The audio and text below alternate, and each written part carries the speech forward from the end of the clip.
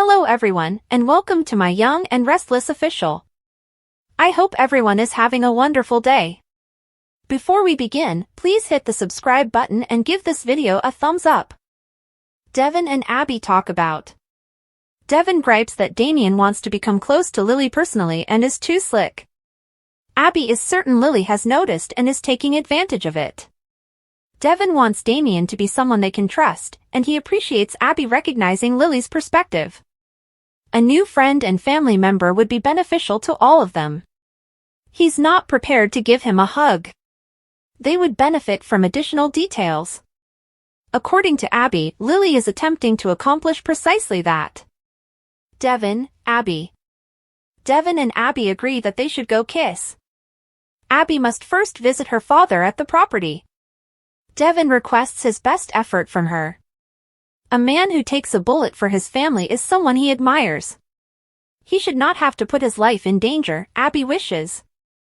She questions whether Devon will acknowledge that her father was correct to release Lily and encourage her to return to Winters. Devon disapproves of his approach. What's concerning are his tactics. Devon, Abby. Nate is happy that Audra liked to dance in the jazz lounge. He suggests that they go see how Amy is doing and make sure she arrived home from supper. Victor's name appears on the screen when Audra's phone rings. The result is awkwardness. She answers her boss after Nate prompts her to do so. Victor wants to meet tomorrow and tells her he has excellent news. He reminds her that this is only possible if she ensures that Kyle and Claire's relationship ends. If she can't make that happen, she shouldn't bother coming. Audra disconnects and reassures him. She tells Nate that she is precious. Audra. Lily and Amy talk about Diane. When Lily sees Amy in crimson lights, she inquires about her emotional state. Amy reports that while the initial days following treatment were difficult, she has since recovered. They start discussing her dining with her longtime friend Tracy Abbott. Amy reveals that in the past, they both sung with Danny Romalotti. Lily is aware that both of them have been coping with a lot. She fears that Tracy's heart will be broken. Changing topics, Lily claims that she and Diane recently had supper. Amy believes she grilled her son during the meal. Lily understands Amy apologizes for listening in on her chat with Diane at Nate's. Amy knows she has misgivings about her son. She can't hold it against her because Diane has done some dubious things. She wishes she could find it in her heart to be lenient toward him. Although Lily would want to think he's a kind guy, she had solid cause to think he was investigating their business. According to Amy, he denied it. Although Lily would love to believe him, there are some major issues about him that she might not be able to ignore.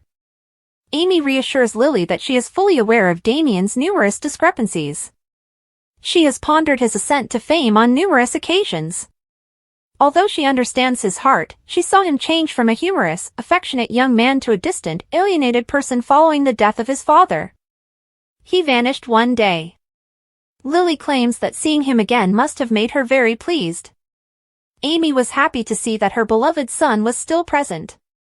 Lily is certain that his lovely upbringing is to blame. Amy was afraid that when he found out about her falsehoods, he would react negatively and would flee once more. However, he now gives her a daily call. Lily, my son is a good man. He has a good heart, she can tell her. Amy's honesty is appreciated by Lily. She goes on to inform her that she understands the devastation that a cancer diagnosis may cause. You? Amy asks. Although Lily claims it was the most difficult war, she is evidence that it is one that can be won. They discuss Damien's continued existence and his love for his mother. Amy's only concern is that he might become confused with Dumas and all the mystery. They recently got back in touch, so she is afraid to ask him about it. Lily says she might be able to persuade him to talk to her. Amy worries that she may not be there for long because she cannot risk alienating him once more. Lily gets it. Amy gives a nod. Both of them want him to be the man they require. But we're not in charge of it, are we? Lily says, no, it isn't, shaking her head. She informs Amy that they must wake Damien awake about Dumas, his boss. Amy speculates that he might not be aware of his boss's activities. Lily responds that he might be aware of it and that Dumas may have corrupted him. Is Amy not curious about her son's involvement? Don't we have a right to know if he is? Amy tells Nate and Audra that she's feeling okay as they join her and Lily. About their special dinner, she inquires. According to Audra, it was flawless. She was full of surprises, says Nate, raising his eyebrows. Lily expresses gratitude to Amy for the conversation and hopes that nothing she said offended her. Were they discussing Damien? Questions Nate. According to Lily, Amy requested that she give him the benefit of the doubt. She clarifies her worries. She is not blamed by Amy. Lily said she would try. Nate is happy that they had a conversation about it and are still friendly. According to Amy, they both want to know that they can fully rely on her son. She regrets that they are being suspicious during this time when they could be spending it as a family. Lily tells Nate she's keeping an open mind as Audra takes Amy out. Kyle is amazing Jack. In order to commemorate their workday, Kyle knocks on Jack's suite and offers a nightcap. Where's Mom? He asks. They discuss the upcoming major reveal at the house. Jack informs Kyle that he expressed his pride in him for the Matheson incident today. They raise a toast. Kyle notes that there are further Glissade spies. Jack claims that before they try to sabotage anything, they will be ready to stop them. When Jack inquires about Claire, Kyle exclaims that he enjoys every second he spends with her. Jack inquires as to why he isn't with her. She said she needed to rest, according to Kyle. He acknowledges that he might have said something to ruin the night. When Kyle informs Jack that they have located Victor's spy at Jabot, Jack is horrified and yells, "Kyle!" Kyle was at a loss. Jack must come to terms with that and go on. Although it's difficult, Kyle is attempting to persuade her to realize the reality about her grandfather. She needs to hear from me. Jack is confident that Victor will say or do something that will reveal his true nature to Claire. Diane addresses Michael. Diane approaches Michael at the club bar and asks directly if he is assisting Victor in pursuing Jack and Jabot. Michael objects. Why would she ask the question at all? Diane orders him to halt. He can let her know that they are alone. Michael disputes becoming Victor's go-to person. Diane isn't entirely convinced that he wouldn't pull out the hatchet and use it under Victor's direction. Diane claims that this is not a joking situation, despite Michael's jokes. Because of attorney-client privilege, Michael is unable to speak with her about this. She claims to be an excellent friend. Michael informs her that the rivalry between Victor and Jack has existed for many years. He has made it apparent to Victor that he dislikes that. He wonders why he is being questioned in this manner, flipping the script on her. Diane Michael. Michael is informed by Diane that Victor has already included him in his scheme to hold Jack accountable. Michael is upset because Jack is assisting Nikki in her fight against alcohol. Diane acknowledges that it was stupid, but Victor should be thankful that Jack kept Nikki alive. That won't ever happen, according to Michael. How far will this go this time? Diane asks. Kyle was just saved by them, but now his employer has a backup plan. But the least of her worries is the corporation. Victor has made it apparent that he intends to destroy the bond between Kyle and Claire. Diane argues with Michael, who believes she is making assumptions. I am acquainted with Victor. I am aware of his extreme measures to exact retribution. Stopping that scoundrel in his tracks is her main priority. She should avoid going there, Michael says. It won't work out if she attempts to take Victor on herself. Diane is unable to guarantee that. Is he expecting her to take a back seat as he pursues her husband and son? She will stop at nothing to keep them safe. Michael cautions that she will only make things worse.